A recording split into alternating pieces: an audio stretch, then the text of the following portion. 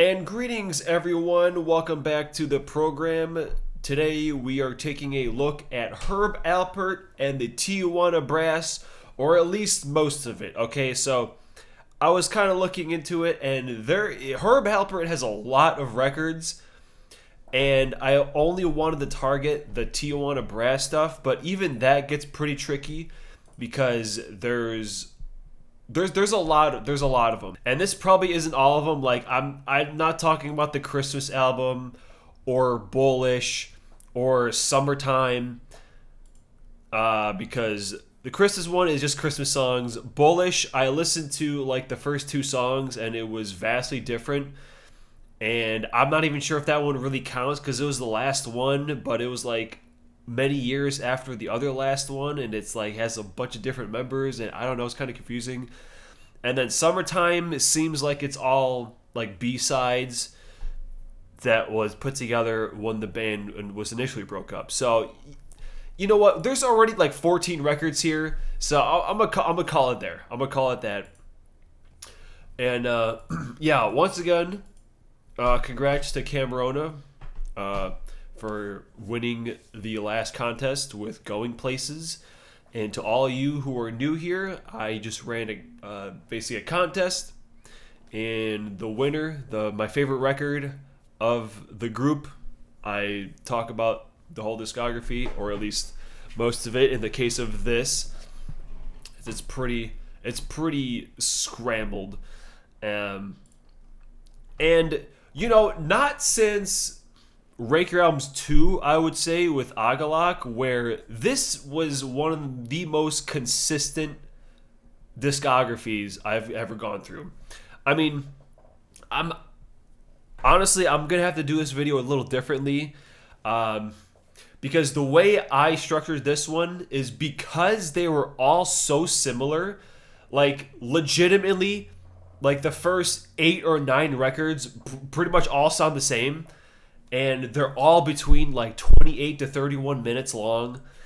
And they're all like 95% of it's instrumental.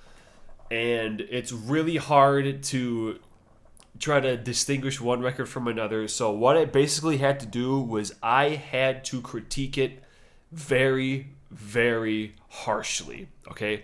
So basically I have all the records, and I have all the songs that were standout songs. So I judged them based on how many songs on each record could I bang at any point in the day. The best of the best, okay, basically is what I wrote down. There is one single bad song that I've heard in all 14 of these records. Okay, so like I said, they're all I can throw any of these bitches on and it's gonna be a good time. But how many tracks in each of these records were really standouts? That's what I mean, is how I had to judge it very harshly. Like, if it wasn't immediately like amazing, I didn't write it down, but they're all still really good. Okay, so looking at this, like the first 5 only had like between 0 and 1 song. So I'm kind of gonna rapid fire through these. All right, so we're not gonna spend too much time on these 14 records, because yeah, and I'm not even gonna break it up with how I traditionally do. We're just gonna cruise along the whole discography, no breaks. All right, so coming in at last place is going to be the 10th record, Beat of the Brass. And I believe this was the last record before they initially broke up. And because this one does not have any standout tracks, and also this has the one song I did not like. Talk to the Animals was pretty irritating, okay? Their only bad song, so that's pretty impressive considering there's fucking like 6 hours of music or whatever. One bad song out of 6 hours is pretty damn good. But yeah, nothing on this one. Moving along, we got the Herb Alpert's 9th, and The Happening was like almost there. That's like a 4 out of 5 song, and I'm only talking about the 5 out of 5 songs. Okay, so that one was almost there, but not quite. Herb Alpert's ninth. And number 13, Cruising Along, we get to Coney Island. And I really like the title track. That was a certified banger. Moving along, we have SRO, Standing Room Only. This is one of 2 records I already have because I'm probably going to end up buying all of them, if I'm being honest. Like, maybe I can live without the Beat of the Brass in ninth. Like, but everything else I plan to get. So, yeah, SRO has Work Song. That was a really good song. And then we have What Now, My Love. I think this was the record after Going Places. So, yeah, pretty big drop off. But, I mean, we'll get to that one soon. But it's kind of hard to top that one. With this one, we have Plucky. I liked Plucky was good. Magic Trumpet. So this one has at least 2. We're moving on from 1 to 2. So we have 2 songs now. After that, we're going to have You Smile, Song Begins. We got Fox Hunt and Up Cherry Street. Those were very solid songs. And then we're going to have The Brass Are Coming. See, I told you, we're flying through this shit. Brass Are Coming, Country Lake, and Sunny. This one was especially a standout album because this one had a lot more faster paced songs. And that was pretty cool. Very much appreciated that. And then we're going to have Warm.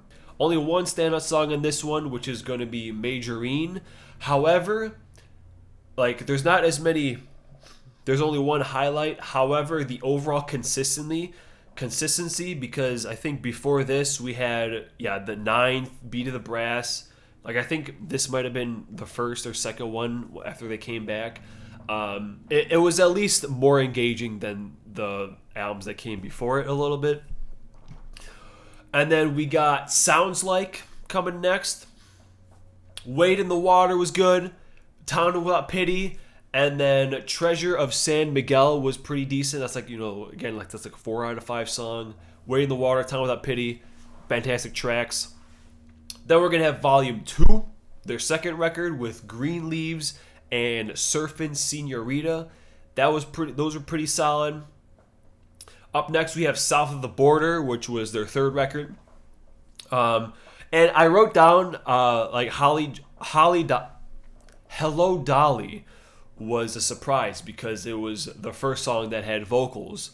Little did I know that he would sing a lot more as the records went on, but I was not expecting there to be vocals because the first 2 didn't have any, and then in Going Places there weren't any either. So there's like was this the 4th record I heard, and I was like, oh shit, there's actually vocals. Wow, that's cool.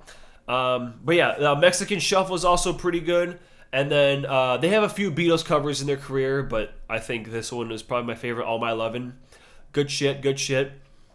Okay, and now we're up to number 3 already. How about that? We have their debut, Lonely Bull, and Desfinado, Mexico, and I even wrote down Let It Be Me was okay. Like, I was even trying to write down the songs that I wasn't really crazy about because that's how harshly I had to like really pay attention to these songs.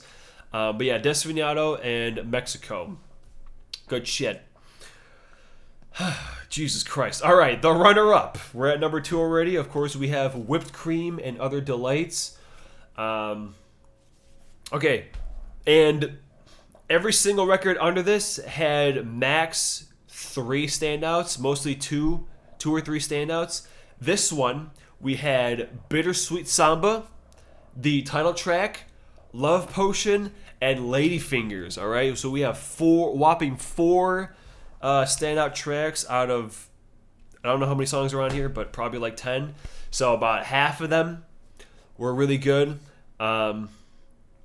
And that, of course, leads us into number 1, which is Still Going Places.